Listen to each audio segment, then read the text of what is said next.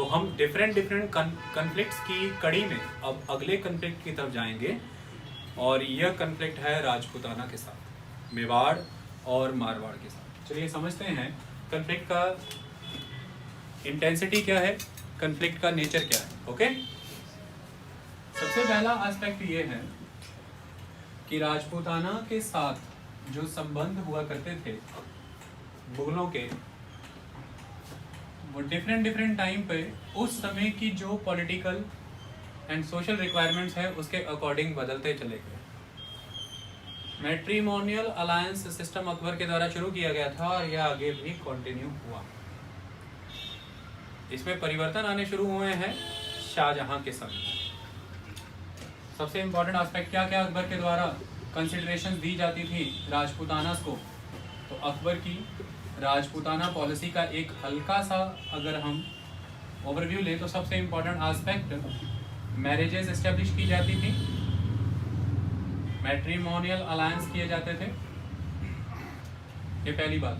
लेकिन इसके बावजूद भी उनको अपने रिलीजन को कंटिन्यू करने की आज़ादी दी जाती थी, ये बड़ी बात थी, जिसकी वजह से टॉलरेंट स्टेट कार्व आउट हुआ।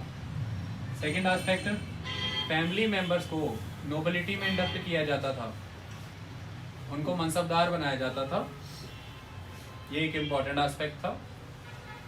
और तीसरी मेन बात कि उनका जो लैंड हुआ करता था उसे उनका होमलैंड मान करके सोवरेन राइट्स के साथ उन्हें सौंपा जाता था वतन जागीर। वतन जागीर कंसेप्ट हुआ करता था। अकबर के समय की यह पॉलिसी जहांगीर के समय में भी कंटिन्यू रही, और जहांगीर का विवाह आप सब जानते हैं कि 1585 में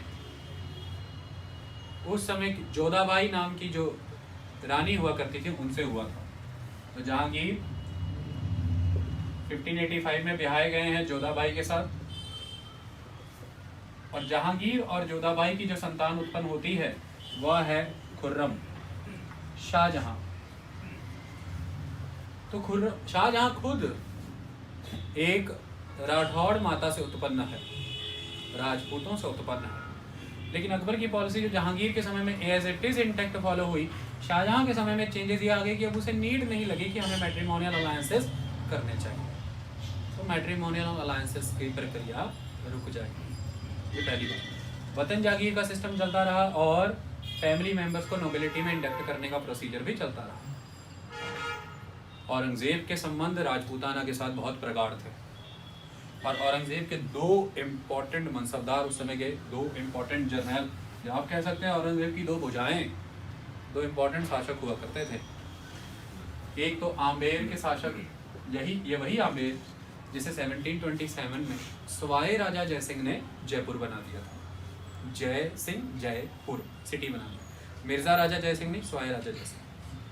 तो आमेर के शासक बहुत इंपॉर्टेंट पर्सनैलिटी जिनका नाम औरंगजेब के समय में जो है वह है मिर्जा राजा जयसिंह, मिर्जा राजा जयसिंह। तो ये एक इम्पॉर्टेंट पर्सन है, और आप जानते हैं कि यही मिर्जा राजा जयसिंह हैं जिनको कभी शाहजहां ने अपने जीवन काल के अंतिम क्षणों में बंगाल के गवर्नर शाहजहां के पुत्र शुजा के अगेंस्ट कैंपेन करने भेजा था, ठीक है, जिसमें शाहजहां के ही दूसरे पुत्र दारा शिकोह, जो उस समय शाहजहां के साथ आगरा में थे, दारा शिकोह का पुत्र सुलेमान शिकोह भी गया था।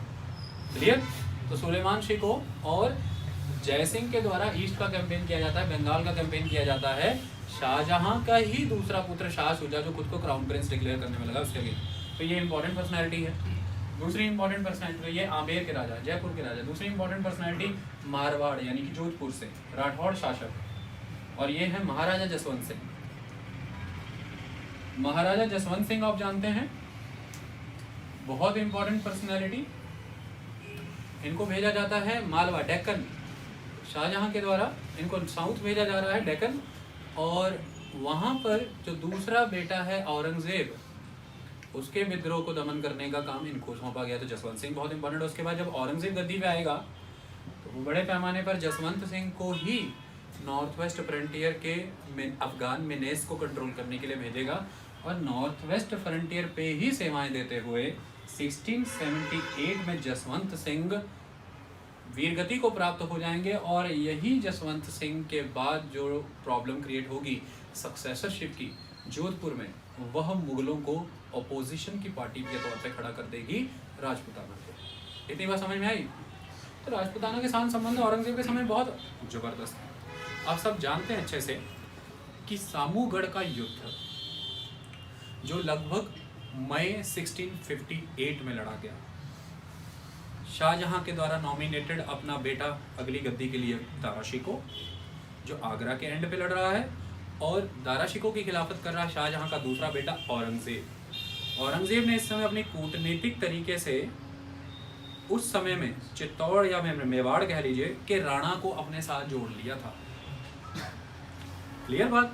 तो राणा अपने साथ जोड़ लिया गया है और राणा से यह प्रॉमिस किया गया था कि आपको आपकी टेरिटरीज वापस की जाएंगी अगर आप मुझे गद्दी बिठाने में मदद करते हैं। दूसरी बात, आपकी मनसबदारी को इनक्रीज किया जाएगा और आपको राणा सांगा के बराबर के अधिकार मिलेंगे। तो ये बिल्कुल हुआ। जैसे ही औरंगजेब गद्दी पर बैठता तो राणा के साथ निकटता, मेवाड़ के साथ निकटता बहुत प्रबल है और मनसबदारी भी इंक्रीज की जाती है। वही जसवंत सिंह जो औरंगजेब के विरुद्ध लड़ा है, उसी जसवंत सिंह के साथ भी रिश्ते बढ़िया हो गए। जसवंत सिंह को भी गद्दी पर बैठाया गया, उसको भी उसकी टेरिटरीज जो हैं बाकी रिस्टोर की गई और उसकी भी मनसबदारी बढ़ा दी गई। और जयसिंह आमेर के साथ तो कछवाहा शासकों के साथ तो रिश्ते शुरू से ही बड़े मजबूत है, कोई कन्फ्लिक्ट रहा ही नहीं, चलता रहा सिस्टम, सब कुछ बहुत बढ़िया, कोई दिक्कत की बात नहीं। कहानी कहाँ पे आती है, कहानी करवट ले जाएगी, वो कैसा मोड़ आ जाता है जब 1678 में मृत्यु हो जाती है जोधपुर के शासक जसवंत सिंह की, तो यहां से स्टोरी चेंज हो जाएगी। 1678 डाइड। उस समय में जोधपुर के शासक जसवंत सिंह का कोई लीगल मेल हेयर नहीं था, कोई वंशज उस समय एग्जिस्ट नहीं कर रहा था। और मुगलों का यह नियम होता था कि अगर किसी भी वतन जागीर और अदर इस तरह के सेमी सोवरेन स्टेट्स में कोई मेल दावेदार नहीं होगा वंश का, तो फिर उसे एक पर्टिकुलर टाइम पीरियड के लिए खालसा लैंड यानी कि इंपीरियल लैंड में इंडक्ट कर लिया जाएगा on the name of law and order, तब तक जब तक कोई लेजिटिमेट हेयर ना मिल जाए, परमानेंटली अलेक्स नहीं किया जाएगा, तब तक के लिए उसे लॉ एंड ऑर्डर के नेम पर कि वहाँ पे केओटिक सिचुएशन नहीं क्रिएट होनी चाहिए, उसे Mughal Khalsa land, Mughal administration, Mughal military के अंडर ले लिया जाएगा तब तक जब तक कोई लीगल हेयर ना आ जाए या ना मिल जाए। इसी नाम पे जसवंत सिंह स्वयं शाहजहां के अंडर 1650 में जैसलमेर के जब कोई लीगल हेयर नहीं बचा था तो उसे खालसा लैंड में कन्वर्ट करने गए थे। तो ये कंसेप्ट तो प्रेवेलेंट था और अब इनका कोई लीगल हेयर नहीं बचा है तो औरंगजेब ने इस रीजन को खालसा लैंड के अंदर इंडक्ट कर लिया। यहाँ से सारी कहानी शुरू हो जाती है। जब इन्होंने इसको खालसा लैंड के अंदर इंडक्ट कर लिया तो बड़े पैमाने पर जोधपुर के राठौड़ जितने भी चीफ हुआ करते थे सभी एकजुट हुए कि यह अंदरूनी राजनीति में दखल है मुगलिया का, यह ठीक नहीं। लेकिन मुगलों ने कहा ये तो नियम है, चलता आ रहा है, ऐसे ही चलेगा। इसलिए रानी हदी, जसवंत सिंह की पत्नी रानी हदी के द्वारा इस चीज़ का विद्रोह किया जाता है। वो कहती है मैं इस चीज़ को स्वीकार नहीं करती। स्वयं औरंगजेब इस बात की इंटेंसिटी को जानता था, स्वयं चढ़ाई करता है, अजमेर पहुंचता है सेना लेकर के।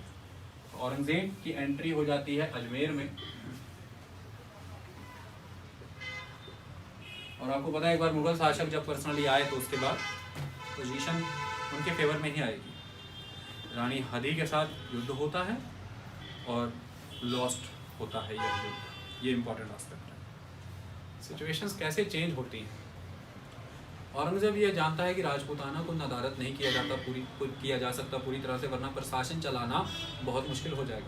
इसकी वजह से दो इम्पॉर्टेंट परगनाज in the form of upbringing expenditure के लिए दे देता है कि ये दो परगना जसवंत सिंह के परिवार और रानी की फैमिली की अपब्रिंगिंग के लिए, देख रेख और मेंटेनेंस के लिए दिए जा रहे हैं। पूरे जोधपुर को लेके उसकी अंदर से दो परगना निकाल करके आपने उनको दे दिए कि बाकी सीधा खालसा लैंड के अंदर उसमें से 2 आपको दिया गया, आप यहाँ से खर्चा पानी अपना चलाइए। ये बर्दाश्त नहीं था जोधपुर के शासकों को, जोधपुर के लीडर्स को, चीफ्स को, कि नहीं, बात इस बात का नहीं है खर्चा, बात इस बात का है कि आपने इंटरनल मैटर में दखल कर दिया और ये ठीक बात नहीं। अभी ये चल ही रहा था तो राजा जसवंत सिंह जब जीवित थे उनकी 2 रानियां गर्भवती हुई और उनकी संतानें अब उत्पन्न हुई हैं। पॉस्थुमस सन, मृत्यु उपरंत होने वाले बेटे, इनमें से एक बेटे का नाम है अजीत सिंह। अजीत सिंह अब लेजिटिमेट हेयर आ गया है अजीत सिंह, इसको गद्दी पे बैठाना चाहिए। अब औरंगजेब यहाँ पर एक स्टेप चलेगा, अपनी तरफ से बहुत टैक्टिकली चला हुआ स्टेप है लेकिन सारा नुकसान ही होगा। क्या स्टेप? औरंगजेब के द्वारा यह डिसाइड किया जाता है कि ये जो अजीत सिंह है इसको गद्दी पर नहीं बैठाया जाएगा, इसकी बजाय इंद्रसेन को गद्दी पर बैठाया जाएगा। आई बात समझ में? और ये कौन है, ध्यान से सुनो। औरंगजेब ये कहता है कि मेरे पिता शाहजहां से एक बहुत बड़ी भूल हुई थी कि उसने 2 भाइयों में से छोटे भाई को चुन लिया। 2 भाई कौन थे? जसवंत सिंह और अमर सिंह। अमर सिंह बड़ा था, जसवंत सिंह छोटा था। लेकिन शाहजहां के द्वारा टीका प्रकरण, टीका दान होता है ना, टीका कौन राज्य पर बैठेगा, वह अलाउ किया गया था जसवंत को, तो जसवंत गद्दी पर बैठा था छोटा भाई होके भी। अमर सिंह को यह पोजीशन नहीं मिली थी। फिर अमर सिंह का पोता है यह इंद्रसेन, अब इसको गद्दी पर बैठा करके वह गलती सुधारना चाहता औरंगजेब। ऐसा औरंगजेब ने बोला कि मैं ये करना चाहता हूँ, ये सुधारना चाहता हूँ कि बड़ा भाई गद्दी पर बैठना चाहता था, वो बैठना बनता था, वो नहीं बैठा, उसके पोते को मैं बैठा रहा हूँ और इसको लेजिटिमेट हेयर बना करके गद्दी पे बैठा दिया, एक फैक्शन अलग कर लिया। लेकिन रानी हदी डटी हुई हैं, बहुत तगड़ा जर्नैल और मास मोबिलाइजर दुर्गा दास रानी हदी के साथ खड़ा है, राज्य का वफादार। उसने सारे राठौड़ों को अपने साथ जोड़ लिया है। तो औरंगजेब ये समझ गया है कि जो मेरी तरफ से सपोर्टेड कैंडिडेट है इसको मास समर्थन नहीं है, इसे राठौड़ कभी भी स्वीकार नहीं करेंगे, ये तो प्रॉब्लमेटिक एस्पेक्ट है, इसको कैसे सेटल किया जाएगा। औरंगजेब का पर्पस शायद ये रहा होगा कि औरंगजेब यह नहीं चाहता था कि एक माइनर सन गद्दी पर बैठे और रीजेंसी का रूल आ जाए, ये ऑलवेज कैओटिक होती है, उसकी पॉलिटिकल कंसिडरेशन ये रही होगी, एक एस्पेक्ट। दूसरा, जोधपुर जो बहुत पावरफुल है, जसवंत सिंह बहुत पावरफुल है, तो जोधपुर को ही 2 हिस्सों में काटना चाहता था, 2 धड़ों में बांट देना चाहता था, ये बड़ा इंपॉर्टेंट था। औरंगजेब इस तरह की पॉलिसी चलता रहा। मथुरा के रीजन में जब जाटों का उपद्रव हुआ था, रिबेल हुआ था, उस समय में उसको दबाने के लिए कछवाहा शासक बिशन सिंह को भेजा था, तो राजपूत जाटों से लड़वा दिए। आज दिन तक चले जाइए आप यूपी वेस्टर्न रीजन में, राजपूत जाटों का कन्फ्लिक्ट में रहेगा, और यही यहाँ पर हुआ है कि 2 हिस्सों में बांटा जाएगा। 1681 का टाइम चल रहा है, राज्य दरबार में ले जाया गया है अजीत सिंह को, पेश किया गया, बोला गया लीगल हेयर